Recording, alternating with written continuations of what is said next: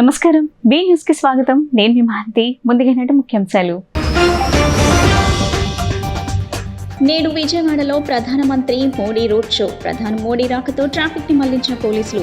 మధ్యాహ్నం 1 గంట నుంచి రాత్రి 8 గంటల వరకు గుంటూరు నుంచి విజయవాడ వెళ్లే ట్రాఫిక్ ని మళ్లించినట్లు పోలీస్ అధికారులు వెల్లడి. అధికారంలోకి వచ్చాక 3 నెలలకే జగన్ 3 ముక్కలాట మొదలుపెట్టారని టీడీపీ జాతీయ ప్రధాన కార్యదర్శి నారా లోకేష్ విమర్శ.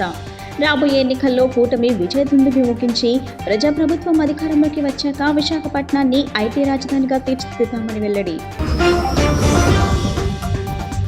పశ్చిమంలో భారీ ఎత్తున బీజేపీ పార్టీలో చేరిన వైసీపీ మైనార్టీలతో పాటు మహిళా నేతలు.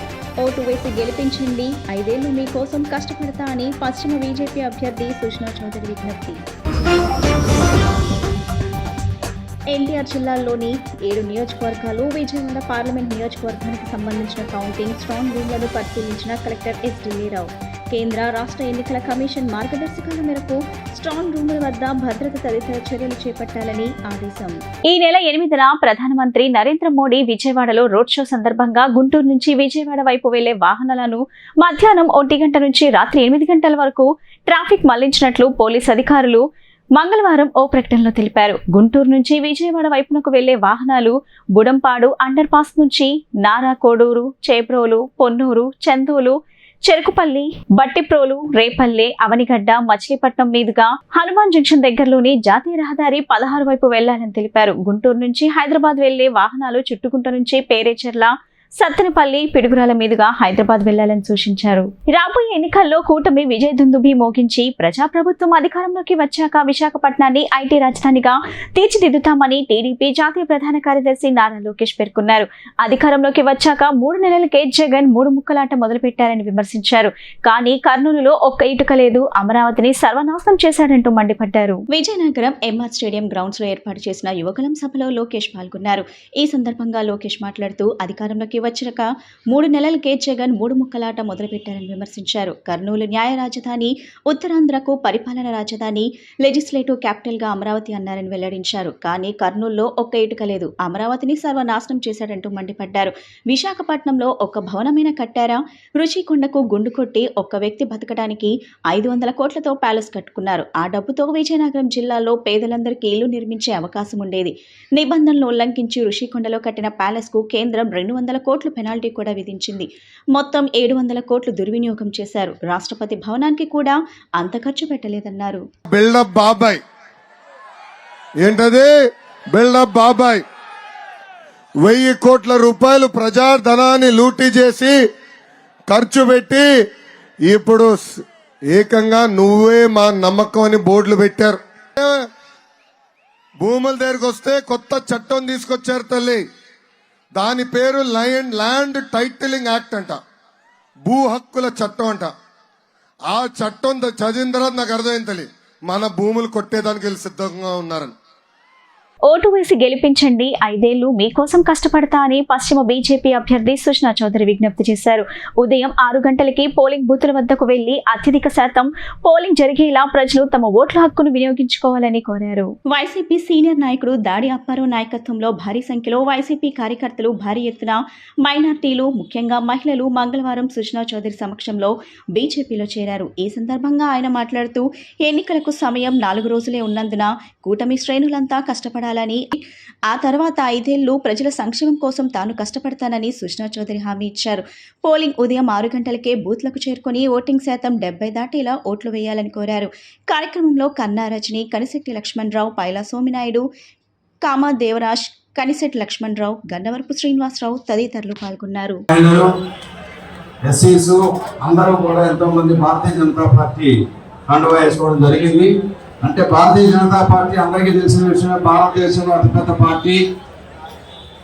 ఇక్కడ భారతీయ జనతా పార్టీ, తెలుగుదేశం, జనసేన కూటమితో ఎన్నికల్లోకి వెళ్తున్నాం. మనం జనసేన పార్టీ అతి చిన్న వయసు party. Power star Pawan Kalyan గారి ఆధ్వర్యంలో ఈ కూటమి ఏర్పడింది. తెలుగుదేశం పార్టీ ఆంధ్రప్రదేశ్లో అతిపెద్ద పార్టీ. చంద్రబాబు నాయుడు గారు అభివృద్ధిలోనూ పరిపాలన దక్షతలో ఎంత ముందుకుంటారో అందరికీ తెలుసు. నరేంద్ర మోడీ గారు గత 10 సంవత్సరాల్లో మన భారతదేశాన్ని ఎక్కడి చేయడానికి అందరికీ తెలుసు. ఇప్పుడు మనకి సమయం తక్కువ ఉన్నది.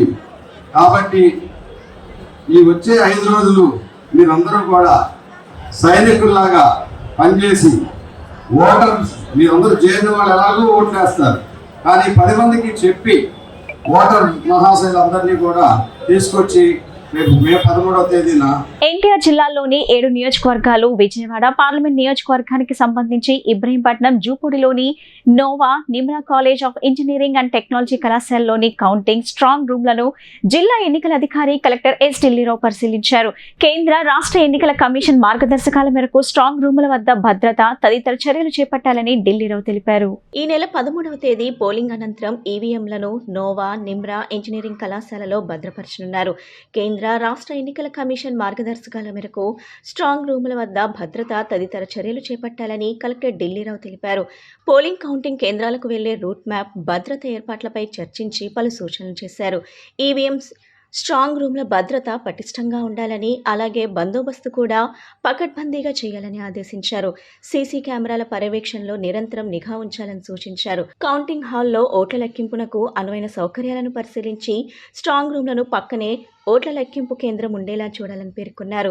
లెక్కింపు టేబుల్స్, పోలింగ్ ఏజెంట్లు వచ్చే మార్గం చుట్టుపక్కల శాంతి భద్రతల చర్యలను పరిశీలించారు. అయిన వెంట మైలవరం నియోజకవర్గ రిటర్నింగ్ అధికారి doctor P Sampath Kumar, Vijayawada central నియోజకవర్గం రిటర్నింగ్ అధికారి స్వప్నిల్ దినకర్ పున్కర్ తదితరులు పాల్గొన్నారు.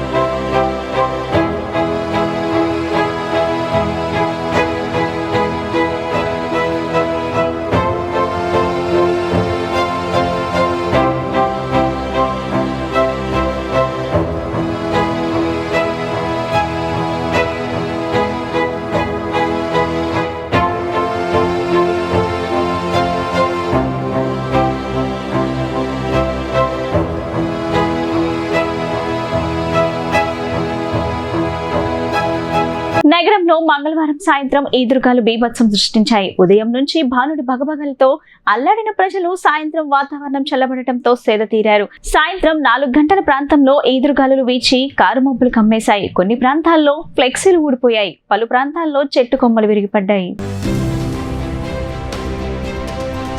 వైసీపీ పశ్చిమ అభ్యర్థి ఆసిఫ్ విజయం కోరుతూ పశ్చిమ నగరంలో మంగళవారం భారీ ర్యాలీ నిర్వహించారు. రథం సెంటర్ నుండి Kaleswararao market, 1 town police station, Bodemma hotel, Ramanai cool drink shop, Nehru బొమ్మ సెంటర్ మీదుగా చిట్టినగర్ సెంటర్ వరకు ర్యాలీ సాగింది. ఈ ర్యాలీలో వైసీపీ పార్లమెంట్ అభ్యర్థి కేశినేని నాని కూడా పాల్గొన్నారు. పెద్ద సంఖ్యలో కార్యకర్తలు, అభిమానులు పాల్గొన్నారు. విఘ్నతతో సమర్థులైన అభ్యర్థులను గెలిపించుకోవాలని, తద్వారా రాష్ట్రం, నియోజకవర్గం అభివృద్ధి చెందుతుందని పశ్చిమ బీజేపీ అభ్యర్థి సృజనా చౌదరి తెలిపారు. రాష్ట్రంలో 5 సంవత్సరాల జగన్ పాలనలో రాష్ట్రం వెనుకబడిపోయిందని, రాష్ట్రంలో అభివృద్ధి కావాలంటే ఎన్డీఏ కూటమి గెలవాల్సిన అవసరం ఉందని, కమలం సైకిల్ గుర్తుకు ఓటు వేసి ఎన్డీఏ కూటమి అభ్యర్థులను గెలిపించాలని కోరారు. క్షత్రియ సేవా సమితి ఆధ్వర్యంలో సూర్యవంశరాజుల ఆత్మీయ సమావేశం మంగళవారం సాయంత్రం జరిగింది. ఈ కార్యక్రమానికి ముఖ్య అతిథిగా వచ్చిన సుజనా చౌదరి మాట్లాడుతూ విఘ్నతతో ఆలోచించి ఓటర్లు మంచి అభ్యర్థులను ఓటు వేసి గెలిపించుకోవాలని కోరారు. జగన్ పాలనలో రాష్ట్రం అన్ని రంగాల్లో అణగారిపోయిందని తెలిపారు. రాష్ట్రంలో అభివృద్ధి జరగాలంటే ఎన్డీఏ కూటమిని గెలిపించుకోవాల్సిన అవసరం ఉందని విజ్ఞప్తి చేశారు. ఉదయం 6 గంటలకే ప్రజల త్వరపడి తమ ఓటు హక్కు వినియోగించుకోవాలని కోరారు. కార్యక్రమ నిర్వాహకులు సామునూరు వెంకట రామారాజ్ మాట్లాడుతూ జగన్ పాలనలో పనిచేసుకునే వారికి పనులకు లేకుండా పోయాయని, అమరావతిని రాజధానిని నాశనం చేశారని, రాష్ట్రంలో అభివృద్ధి లేకుండా పోయిందని, అందుకే టీడీపీ, జనసేన, బీజేపీ కూటమిని గెలిపించుకోవాలని వివరించారు. ఎన్డీఏకు తమ పూర్తి మద్దతు ఉంటుందని అన్నారు. ఈ కార్యక్రమంలో సంఘం అధ్యక్షులు సామనూరు సత్యనారాయణరాజు, వెంకటరామరాజు, జగదపి శ్రీనాథ వర్మ, సామనూరు రాఘవేంద్రరాజు, చెన్నుపాయి సుబ్బరాజు, వేలాది మంది రాజులు పాల్గొన్నారు.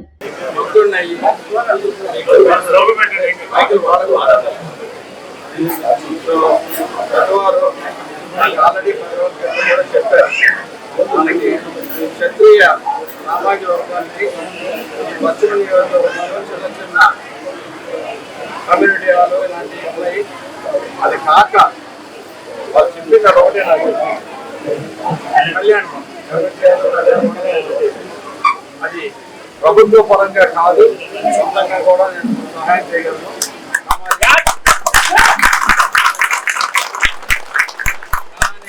ఎలక్షన్ కోడ్ ఉంది కాబట్టి ఇప్పుడు మనం ఏమీ చేయలేం. ఎలక్షన్స్ అయినాక రండి మనం చేద్దామని చెప్పి చెప్పడం జరిగింది. ఈ ఎన్నికలు మాత్రం మీరు జాగ్రత్తగా మీరు ఓటు వేసి ఉదయం 6 గంటలకల్లా వెళ్ళి, నేను ధర్మం క్యాండిడేట్స్ కాబట్టి గమనానికి సైకిల్కి ఏమిటేమని అడుగుతాం. మీరు అభ్యర్థుల్ని పార్టీలని వేరే చేసుకొని కంపేర్ చేసుకొని మంచి అభ్యర్థికి మీరు ఓటు మాత్రం వేయండి. పొద్దున్నే 6 గంటలకైతే లేదా నిలబడి 10 గంటలకల్లా ఓటింగ్ పర్సెంటేజ్ పెరగాలి. అది ఒకటే నా కోరిక. మరొకసారి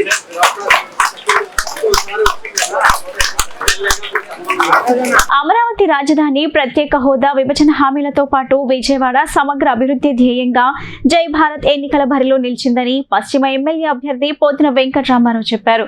జై భారత్ తోనే ఆంధ్రకు న్యాయం జరుగుతుందని, తనని పశ్చిమ ఎమ్మెల్యేగా గెలిపిస్తే ఏటా 100 కోట్లతో నియోజకవర్గం అభివృద్ధి చేస్తానన్నారు. విజయవాడలోని భవానీపురం క్రాంపే రోడ్లో పోతిన రాము బ్యాటరీ టార్చ్ ర్యాలీ నిర్వహించారు. స్వాతి సెంటర్ నుంచి సితారా సెంటర్ వరకు భారీ ర్యాలీ చేశారు. ఈ సందర్భంగా పోతిన రాము ప్రజలతో మాట్లాడుతూ స్థానికులు సమర్థనకే పట్టం కట్టాలని, ఎక్కడి నుంచి వచ్చిన వారికి 1 టౌన్ సందులు, గొంతుల సమస్యలు ఏం తెలుసునని ప్రశ్నించారు. వర్తక, వాణిజ్య, వ్యాపార వర్గాలకు జై భారత్ నేషనల్ పార్టీ అండగా నిలుస్తుందని హామీ ఇచ్చారు. జై భారత్ మేనిఫెస్టోలో విజయవాడ నగర అభివృద్ధితో పాటు వ్యాపారుల సమస్యలపైన ప్రస్తావించామన్నారు. ఆర్థిక వ్యవస్థకు పట్టుకొమ్మ అయిన కాళేశ్వరరావు మార్కెట్, సామారం చౌక్, వస్త్రలత, గొల్లపూడి హోల్సేల్ మార్కెట్లోని వ్యాపార, కార్మిక వర్గాల వారికి కనీసం టాయిలెట్ సౌకర్యాలు సరిగ్గా లేవన్నారు. దీనిపై తాను ప్రత్యేక దృష్టి పెట్టి ఉచిత డార్మెటరీకి ప్రణాళిక సిద్ధం చేశానన్నారు. తమ పార్టీ అధినేత జేడీ లక్ష్మీనారాయణ విశాఖ ఉక్కు పరిరక్షణకు పిలివేసి ప్రైవేటీకరణ నిలుపుదల చేశారని చెప్పారు. ఈ ర్యాలీలో జై భారత్ నాయకులు మహంత్ నాయర్, రవికిరణ్, బెజవాడ నాని, యజ్ఞనారాయణ, పవన్, చింతాడ వెంకటేష్, మణి పాల్గొన్నారు.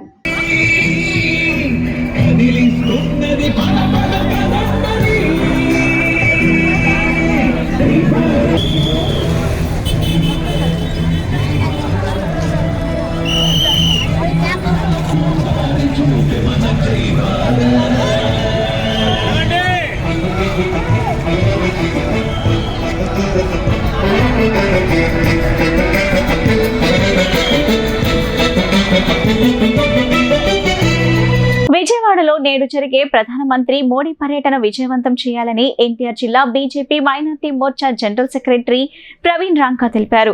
నేటి తరం భారత్ కు మోడీ నాయకత్వం ఎంతో అవసరం ఉందని ఆయన అభిప్రాయం వ్యక్తం చేశారు. మంగళవారం మాడపాటి క్లబ్ లో ఉత్తర భారతీయుల సమావేశం జరిగింది. ఈ సందర్భంగా ప్రవీణ్ రాంకా మాట్లాడుతూ బీజేపీ పాలనలో దేశం అన్ని రంగాల్లో అభివృద్ధి చెందిందని తెలిపారు.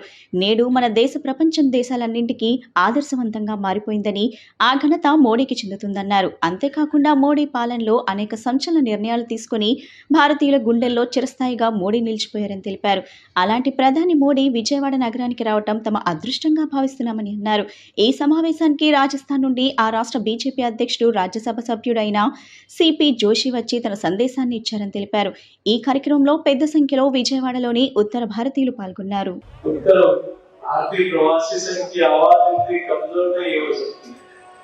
एक बार दोनों हाथ उठा के जयघोष करें।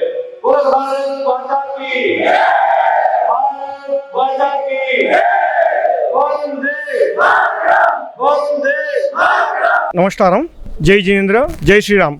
నా పేరు ప్రవీణ్ జైన్ రాంతా, బీజేపీ మైనార్టీ మోర్చా జిల్లా ప్రధాన కార్యదర్శి అండి.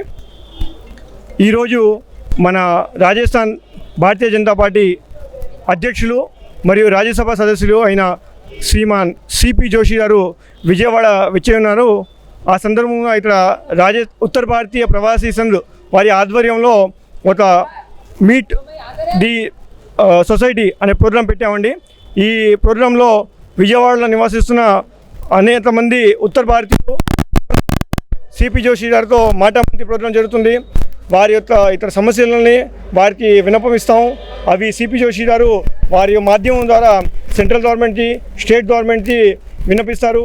వారు ఇక్కడ వచ్చి రేపు మోదీ గారి రోడ్ షో జరుగుతుంది విజయవాడలో, దాన్ని జయప్రదం చేయాలని ఆయన ముఖ్య ఉద్దేశంతో వచ్చారు. కిషోర్ లోయ, టీడీపీ అభిమాని. చంద్రబాబు అంటే మాకు బాగా ఇష్టపడే మనిషి చంద్రబాబు.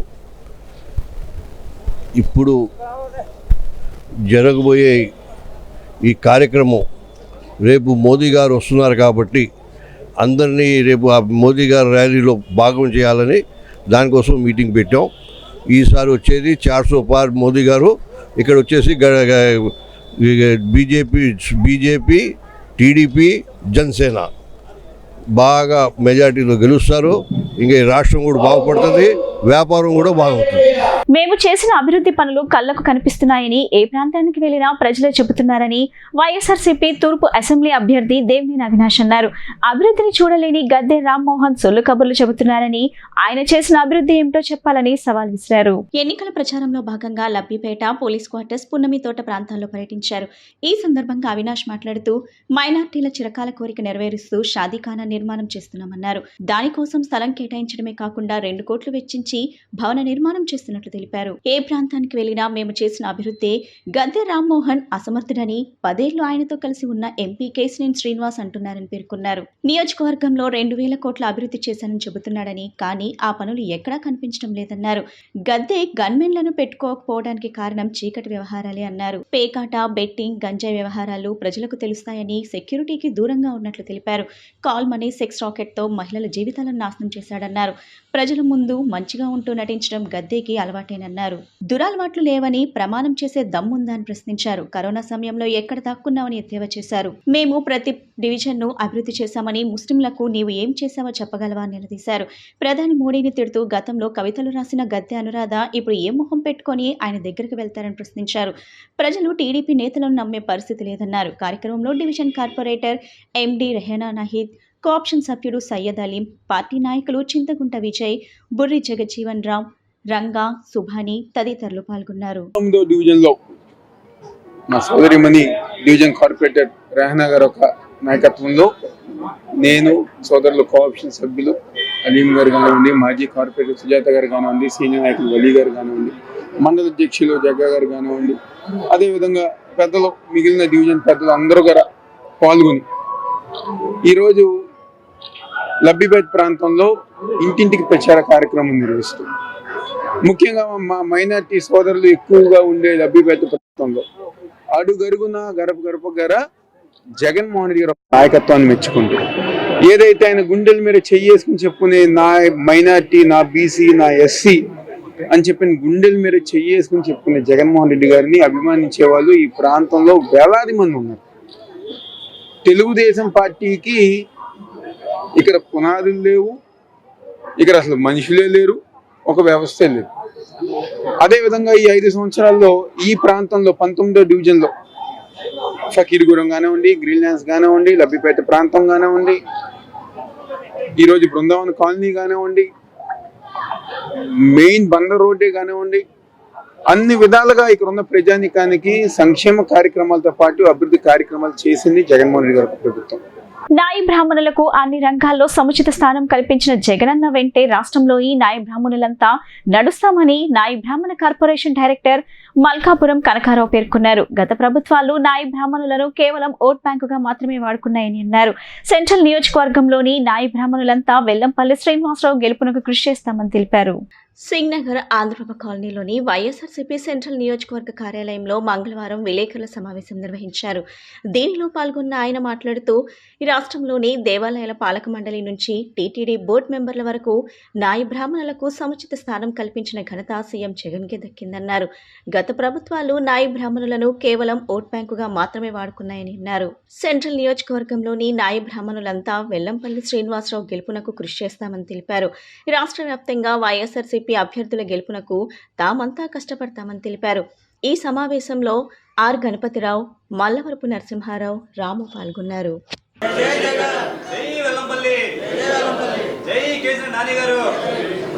ఆలయంలో నాయి బ్రాహ్మణులంతా కూడా కలిసి